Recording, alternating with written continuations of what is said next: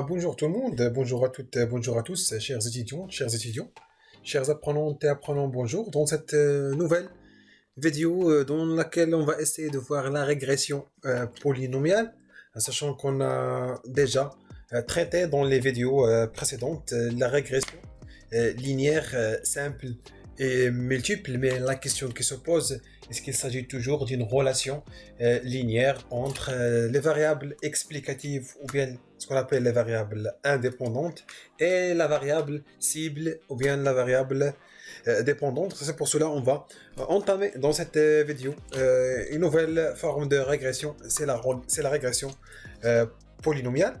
Alors pour faire un petit rappel, alors on a dit que la régression linéaire est un modèle qui a pour but d'établir une relation linéaire entre une variable explicative ou bien plusieurs variables explicatives et une variable cible. Par exemple, si on a une seule variable explicative, donc on parle d'une régression linéaire simple. Par exemple, elle peut exister une relation linéaire entre le salaire d'un employé et le nombre d'années passées à l'université, ou bien entre la surface et le prix d'un appartement, et c'est l'exemple qu'on a traité dans la vidéo précédente et qu'on a implémenté pratiquement.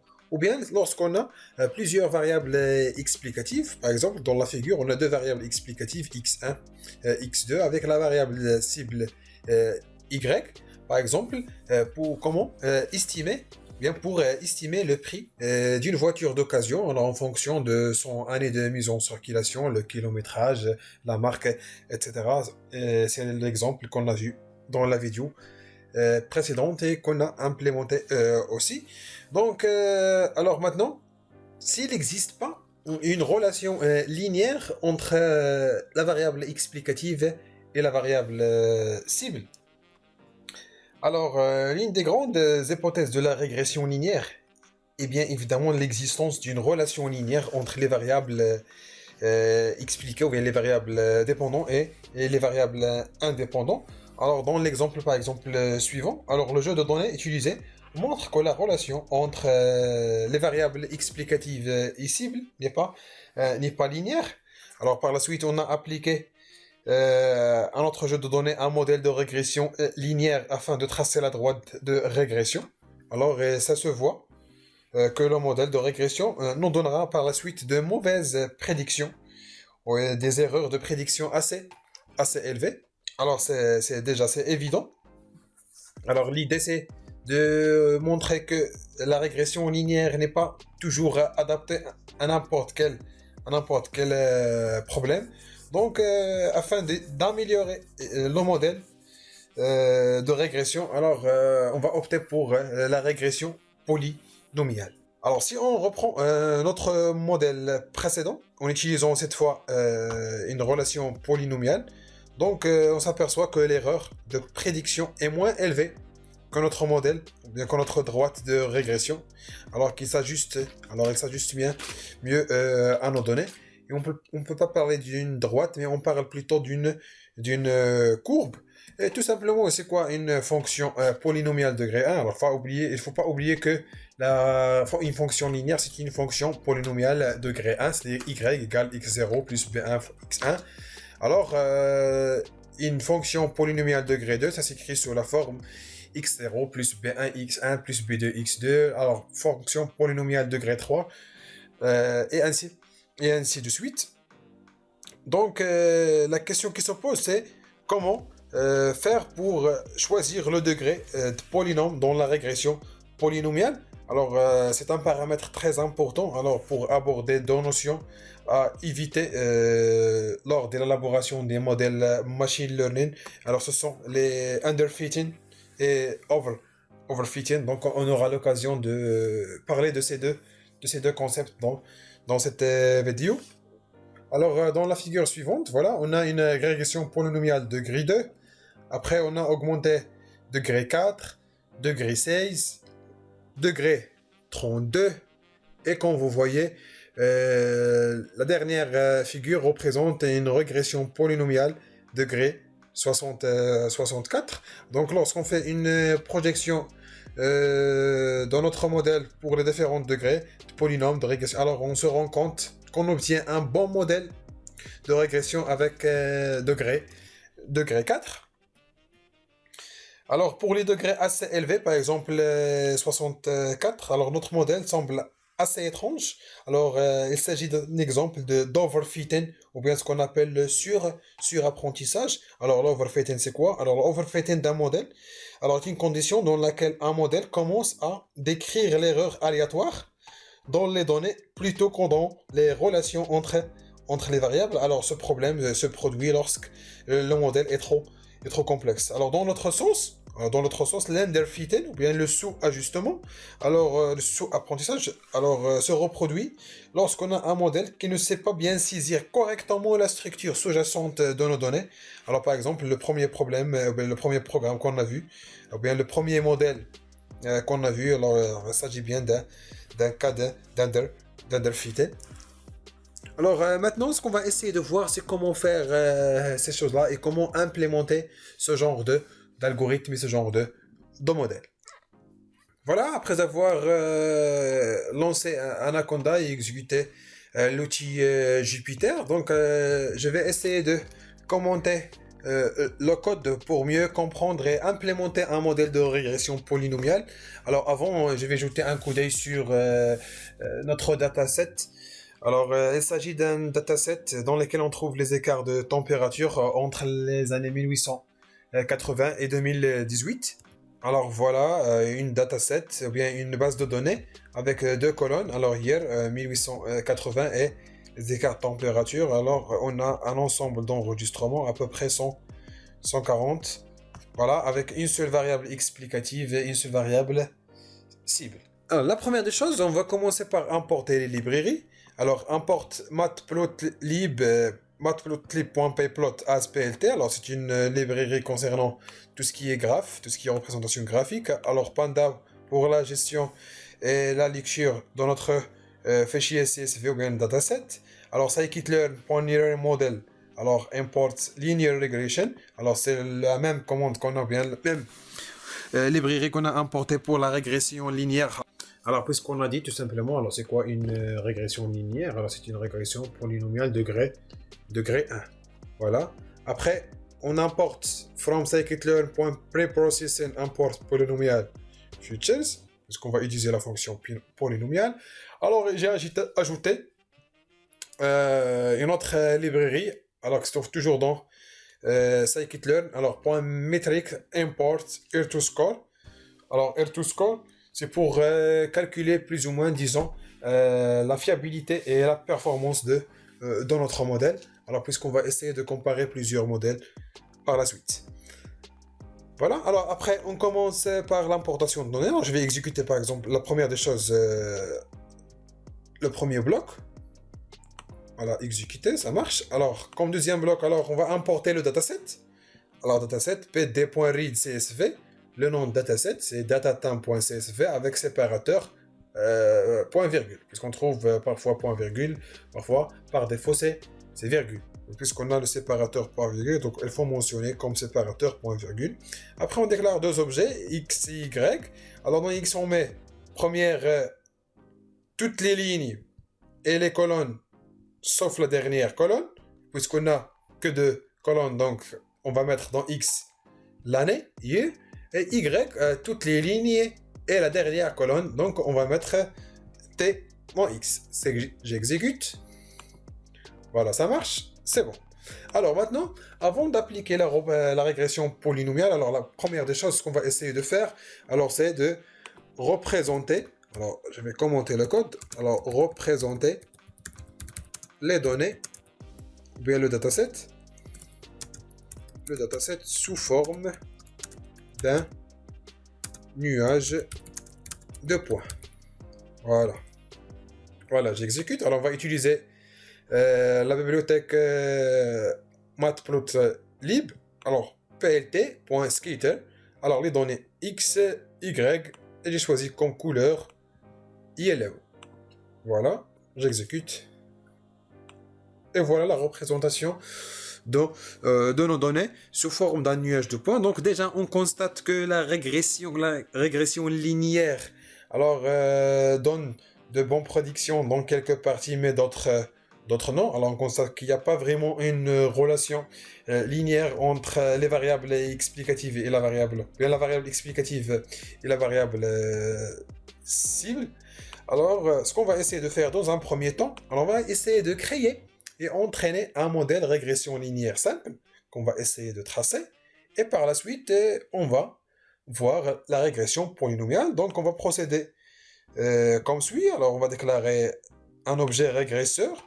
Alors est égal linear regression. Alors n'oubliez pas qu'on a importé en premier lieu from scikit-learn.renal model import linear regression.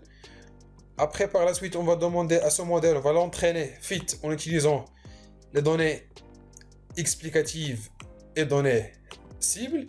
Et par la suite on va lui demander de prédire les valeurs y près en fonction des valeurs de x, sachant que dans cet exemple, on n'a pas séparé les données d'entraînement et les données de test. Donc, j'ai essayé d'appliquer le modèle pour l'ensemble de datasets. Alors, ce qui m'intéresse en premier lieu, c'est comprendre le fonctionnement, faire la distinction entre régression linéaire simple et régression polynomiale, et à vous par la suite de personnaliser selon le problème à traiter. Voilà, donc j'ai créé un régresseur, j'ai entraîné le modèle linéaire par x, y. Après, je demande à mon modèle entraîné de prédire les valeurs de x et les mettre dans y près. J'exécute. Voilà, ça marche. Maintenant, j'ai essayé de visualiser le résultat. Alors, plt.scatter x, y, color égale yellow, c'est la même instruction précédente. Et je vais ajouter de tracer la droite. Alors, plt.plot, permettons de tracer pour tracer la droite. Alors, x, ce sont les données, et je demande de prédire en utilisant le régresseur ou bien l'objet à base de régression linéaire créé précédemment et fité en utilisant les données x, y. Donc, régresseur.predict x et la couleur de la droite est égale red. Donc, j'exécute. Voilà. Alors voilà mes données, et voilà la droite. Donc ça se voit clairement que l'estimation ou bien les prédictions à effectuer en utilisant ce modèle, alors il y aura énormément d'erreurs de prédiction, et le taux d'erreur est élevé. Alors ce qu'on va essayer de voir, alors on va essayer de calculer plus ou moins la performance et la fiabilité de notre modèle, alors en utilisant ou bien R2 score, on va créer un objet R2, ou bien une variable dans laquelle on va mettre le score en utilisant la fonction R2 score. On donne comme paramètre Y, c'est-à-dire la réalité. Y près, ce sont les valeurs prédites par notre modèle. Voilà, il va faire calcul, il va nous renvoyer une valeur qui détermine la fiabilité et la performance de notre modèle, et plus que cette valeur est proche de 1, plus le modèle est performant. Voilà, donc on exécute 0,76 ou bien 0,7612, c'est, disons, le taux de performance de notre modèle, donc c'est déjà pas mal. Donc 76,12%, alors plus ou moins c'est déjà pas mal, c'est acceptable. Alors maintenant, on va tenter pour la régression polynomiale et essayer de faire une comparaison entre la régression linéaire simple et la régression polynomiale. Alors maintenant, on va créer et entraîner un modèle de régression polynomiale. Alors pour cela, alors on va utiliser polynomial function degré 3. Alors on a déclaré un objet polyreg, alors qui est égal polynomial future degré 3. Après, on va utiliser l'objet créé pour transformer, fitter et transformer. Alors, fit transforme les données x pour avoir des données x sous forme polynomiale, ou bien l'objet x polynomé. Alors, par la suite, j'ai déclaré un autre régresseur poly est égal linear regression. Toujours, on utilise la régression linéaire. Alors, qu'est-ce qu'on va donner à l'objet régresseur poly comme donnée à fitter? C'est le x poly créé créé précédemment en utilisant règle polynomiale, future. Donc la première des choses, on transforme nos données sous forme polynomiale et après on déclare une régression linéaire simple à laquelle on donne comme donnée affitée le x poly. Par la suite, on essaie de calculer y poly red en utilisant la même méthode, c'est régresseur poly.predict x poly. Et on va voir par la suite la performance de ce modèle. Donc je vais premièrement exécuter. Voilà. Après, on va visualiser le résultat. Je vais essayer de voir dans un graphique, alors le nuage de points en yellow. Après, la droite concernant la régression linéaire en rouge. Et j'utilise pl.plot pour voir la courbe qui détermine la régression polynomiale qu'on a créée. Donc, j'exécute. Alors, d'après la figure, alors, on constate qu'il y a une amélioration de modèle. Donc, le premier modèle, c'est en rouge. Voilà les prédictions effectivement en rouge. Mais concernant le deuxième, alors, on constate qu'elle colle plus ou moins bien à l'ensemble des données dans mon nuage de points. Mais c'est pour cela, on va... Alors, pour confirmer, alors on va essayer de calculer le taux de performance ou bien de fiabilité. Alors, en utilisant toujours R de score. Alors, cette fois, on va lui filer la réalité plus le Y poly pred, c'est-à-dire les variables cibles prédits en utilisant la fonction polynomiale. Alors, sachant qu'on a trouvé dans la régression linéaire, alors 0, 7, 6, 1, 2. Alors, on va essayer de comparer les deux. Voilà. Alors, j'exécute.